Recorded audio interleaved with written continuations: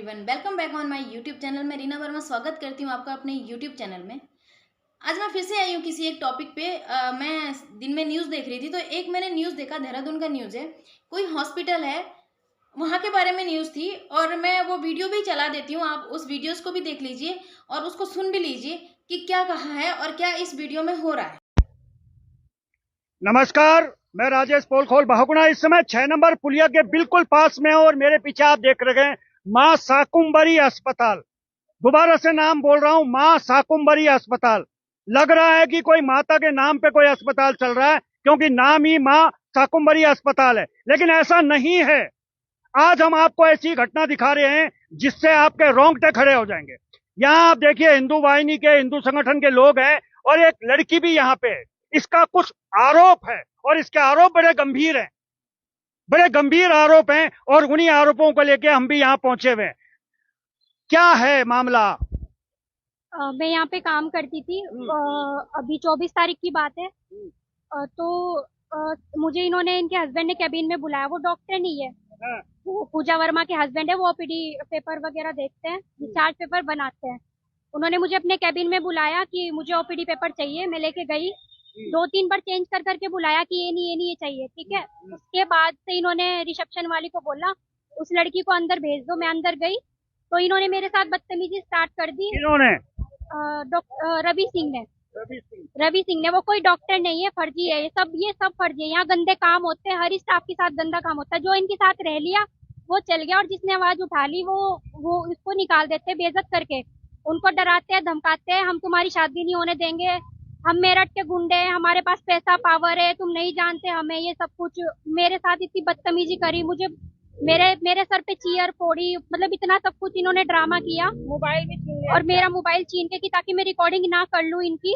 इन्होंने मेरा मोबाइल लेके रख लिया है और अपना भी फोन छुपा दिया और मुझसे बात की गई। इन्होंने मुझे डराया धमकाया, मैं बात को दबा दूंगी।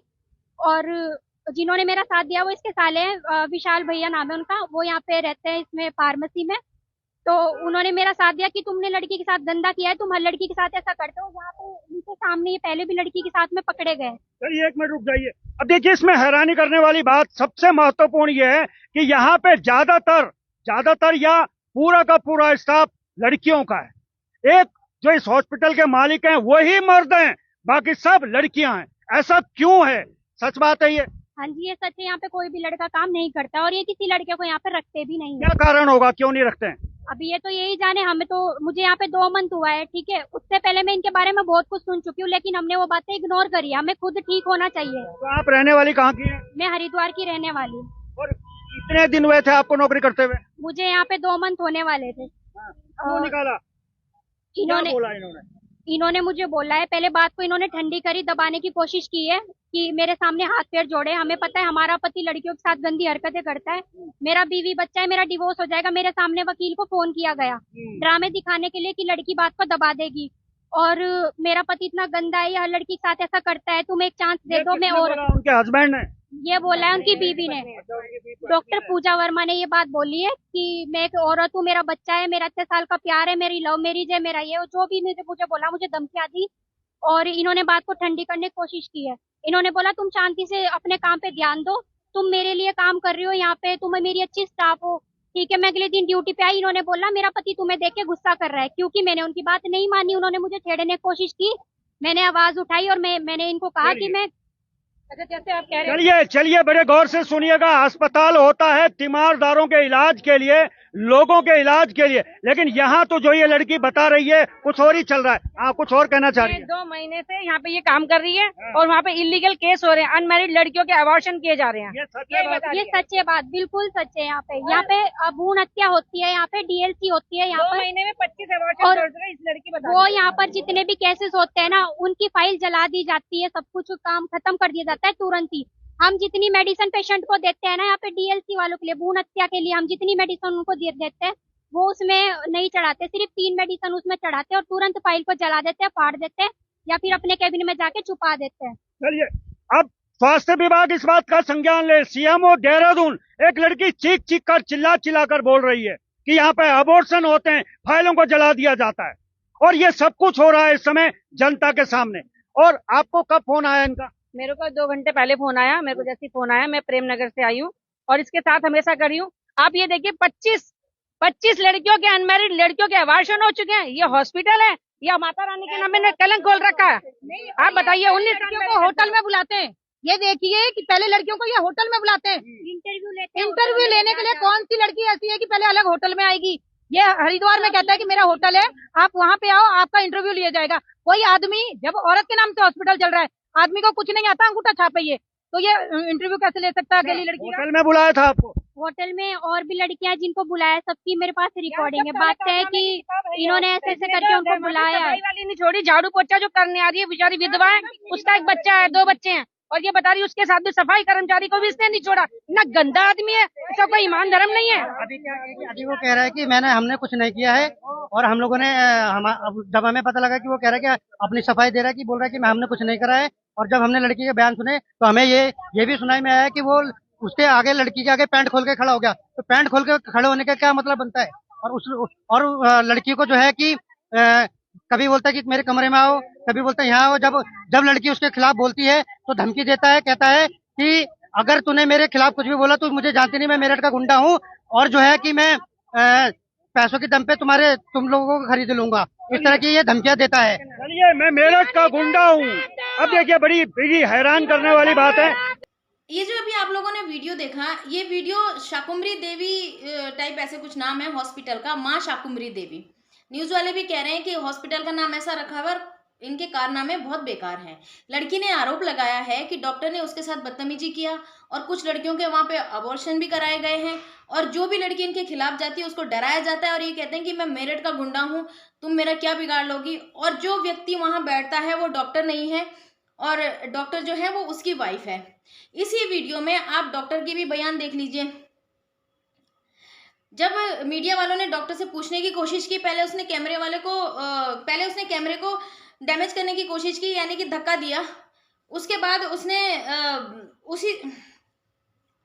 उसने कैमरे वाले को जो आईडी थी उस पर ऐसे पुश किया, और उसके बाद वो कहने लगी कि अगर आप लोग 10 मिनट के अंदर अंदर ये भीड़ यहाँ से खाली नहीं करते हो तो मैं आत्महत्या कर लूँगी, और तेजी से सीढ़ी की तरह भागती जा रही है। आप देख ही रहे हैं वीडियो में। आप खुद सोचिए ना इस चीज़ को कि अगर आप सही हो तो सामना क्यों करना नहीं आता है आपको। मैंने अभी लास्ट वीडियो में अपने यही बताया था कि जब आपको सम्मन कोई रिसीव होता है तो सामना क्यों नहीं करते हो सामने वाले का, क्यों उल्टी सीधी तिकड़म करते हो, और क्यों मीडिया में आप ये कह रही हैं कि अगर आप यहाँ से नहीं गए तो मैं आत्महत्या कर लूँगी। इसका मतलब जो लड़की तुम पे आरोप लगा रही है वो कहीं ना कहीं सही है। पहली बात तो ये कि कोई भी लड़की जब मीडिया में आती है और इतना बड़ा कदम उठाती है, वो बड़ा सोच समझ कर उठाती है। लड़की का कहना है कि उसे धमकियां भी मिल रही थी और बहुत सारी चीज़ें उसके साथ हो रही थी। मैं आज का वीडियो सिर्फ इसलिए बना रही हूँ कि मैं सभी लड़कियों से ये कहना चाहती हूँ कि कहीं भी वर्क प्लेस पे, प्राइवेट सेक्टर में बहुत सारी लड़कियां जॉब करती हैं, सरकारी में भी बहुत सारी लड़कियां जॉब करती हैं। आप कहीं पर भी जॉब करते हो, कई बार ये देखा जाता है कि बॉसेज होते हैं, एम्प्लॉयज़ होते हैं, कई बार लड़कियों के साथ वो उनके साथ सेक्सुअल हरासमेंट करते ही करते हैं। लड़कियां चुप रहती है, एक डर कहीं मेरी जॉब ना चली जाए। दूर दराज से आई हुई लड़कियां रूम लेकर के यहाँ पर रहती हैं, और उसके बाद अगर उसकी जॉब चली गई तो रेंट कहाँ से भरेगी। लेकिन लोग फिर भी इस तरीके की हरकतें करते हैं और उनकी मजबूरी का फायदा उठाने की कोशिश करते हैं। लेकिन मैं उन लड़कियों से ये कहती हूँ कि इस मजबूरी को आड़े ना आने दें। एक नौकरी जाएगी, 100 नौकरियां आपको मिलेगी। आप में टैलेंट है, अगर आप यहाँ नौकरी कर रहे हैं तो 10 और जगह कर लेंगी नौकरी। लेकिन जो व्यक्ति आपके साथ इस तरीके की कोशिश करता है, आपके साथ हायरस करने की कोशिश करता है, आपको कहीं से भी टच करने की कोशिश करता है, या कहीं भी मेंटली आपको टॉर्चर करता है, आवाज़ उठाएं। मीडिया हमेशा आपका साथ देती है, प्रशासन आपका साथ देता है। अभी लड़की ने यह भी कहा कि इसकी किसी ने सुनी नहीं। मुझे नहीं मालूम कि ये पुलिस के आगे गई थी या नहीं गई थी, मुझे नहीं पता इसने कोई रिपोर्ट दर्ज कराई है या नहीं कराई है, लेकिन करानी चाहिए। डॉक्टर के खिलाफ रिपोर्ट दर्ज करानी चाहिए, डॉक्टर की वाइफ के खिलाफ, यानी कि वो डॉक्टर तो है नहीं बट खुद को बन रहा है, उसके खिलाफ रिपोर्ट दर्ज कराइए। उसकी वाइफ के खिलाफ दर्ज कराइए, जबकि वो जानती है कि उसका हस्बैंड इस तरीके की हरकतें करता है। कैसे उसको वो बढ़ावा दे रही है इस चीज़ को। और वहाँ पे सारी फीमेल स्टाफ है और सब स्टाफ के साथ इस तरीके की हरकतें करता है।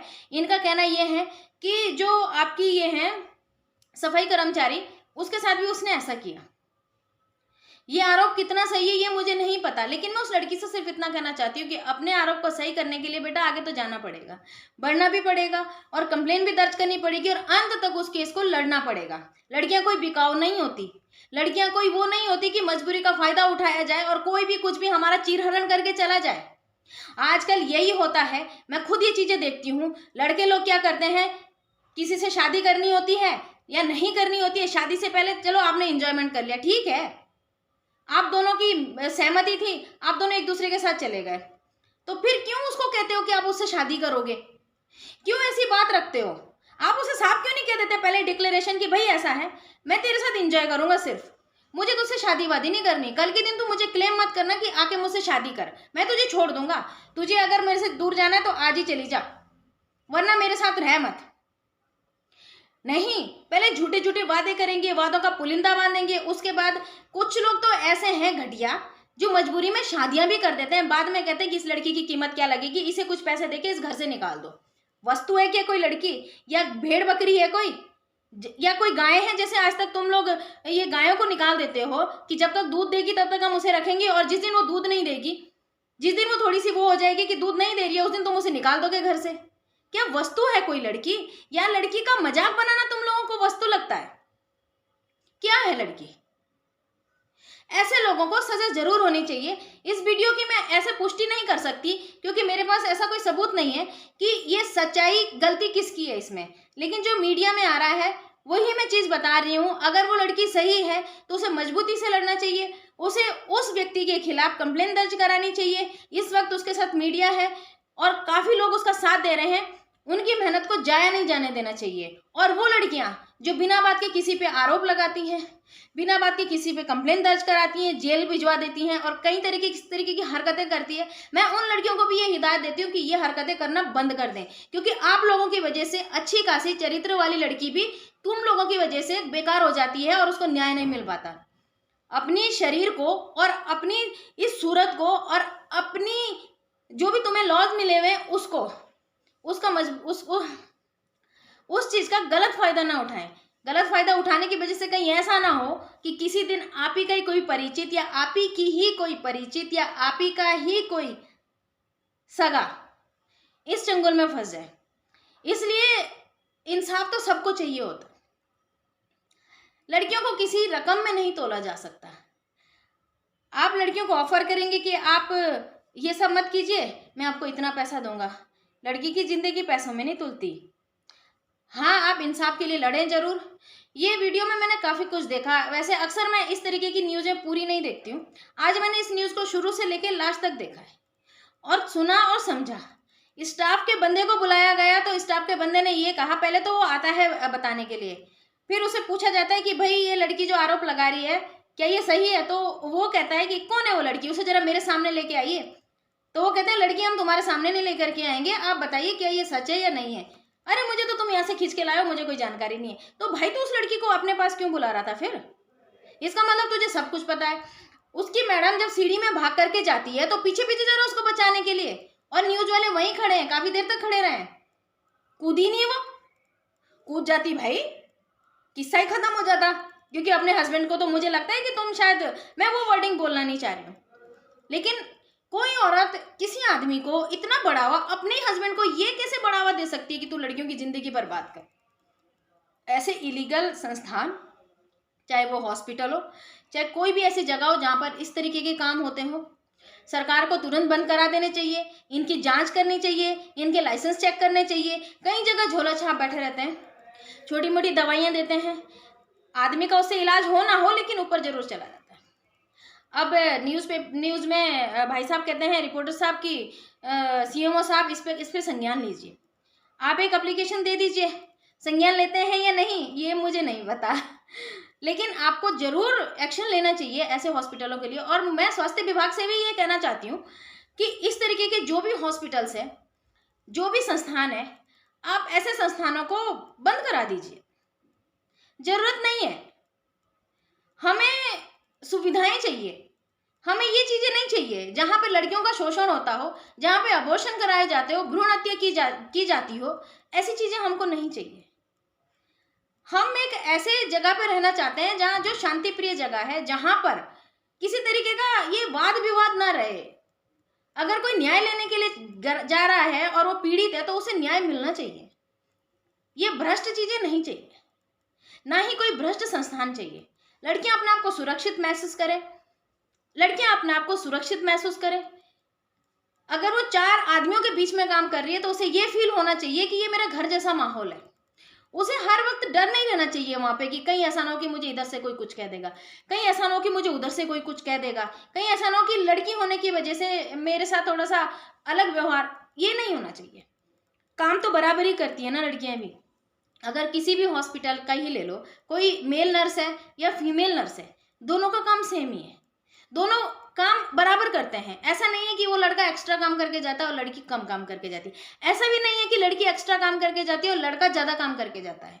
अगर किसी पोस्ट पे, बड़ी पोस्ट ही ले लेते हैं चलिए, अगर किसी जिले की कोई डीएम ले लीजिए लड़की है और अदर जिले की कोई डीएम कोई लड़का है, तो ऐसा नहीं है कि उनके दायित्व तो अलग अलग होंगे कि भाई फीमेल को कोई अलग से सुविधाएं दी जाएगी और मेल को नहीं दी जाएगी। दोनों सेम है, दोनों की ड्यूटियां सेम है और दोनों इक्वल है।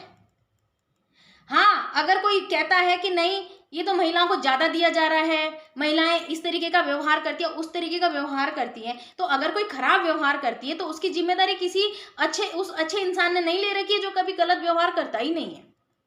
हाँ, दुनिया में कई तरीके के लोग होते हैं, कहीं अच्छे होते हैं, कहीं बुरे होते हैं, पर इस मामले में जो ये भाई साहब, अगर इन्होंने सच में इस लड़की के साथ इस तरीके का व्यवहार किया है जो ये कह रही है, और जो न्यूज़ में ये भाई साहब भी कह रहे हैं कि मैं वो चीज़ शब्द बोलना नहीं चाहती हूँ, आप लोगों ने सुन ही लिया होगा शायद, कि इस तरीके का शब्द वो कह रहे हैं, क्या ये अच्छी बात है? आप खुद ही सोचिए इस चीज़ को, और खुद ही इस चीज़ में मतलब अब आप एक छोटी सी चीज़ ही ले लीजिए ना, कि कहीं किसी लड़की के साथ कोई छेड़छाड़ हो गई, वो लड़की ने उसका विरोध किया, कई बार मैंने देखा है कि अगल बगल में बैठे लोग ऐसे करके तमाशा देखते हैं। क्यों देखते हो भाई तुम तमाशा? तुम्हें अगर दिख रहा है कि किसकी गलती है तो तुम्हें विरोध करना चाहिए। माना किसी लड़की ने अननेसेसरी ऐसे किसी लड़की पे आरोप लगा दिया कि इस लड़के ने ऐसा करा, फिर आप लोगों ने देखा है और आप फिर भी चुप, क्योंकि आपको तमाशा देखना है। आपको क्या चाहिए? आपको चटपटा चाहिए, आप उस बारे में बोलेंगे नहीं। वो कहा जाता है ना कि एक व्यक्ति का जो मौन होता है ना, वो बहुत हानिकारक होता है। और वो आप लोगों, हम ये नहीं कहते लड़ो झगड़ो, हम सिर्फ इतना कहते हैं कि सही को सही और गलत को गलत मानिए। आज के लिए मेरी वीडियो में सिर्फ इतना ही है। मैं कुछ ज़्यादा ही समझा गई शायद, मुझे लगता है किसी को ये पसंद भी नहीं आएगा। फिर आऊँगी किसी और वीडियो पे बात करने के लिए, किसी और टॉपिक पे बात करने के लिए। Thank you so much.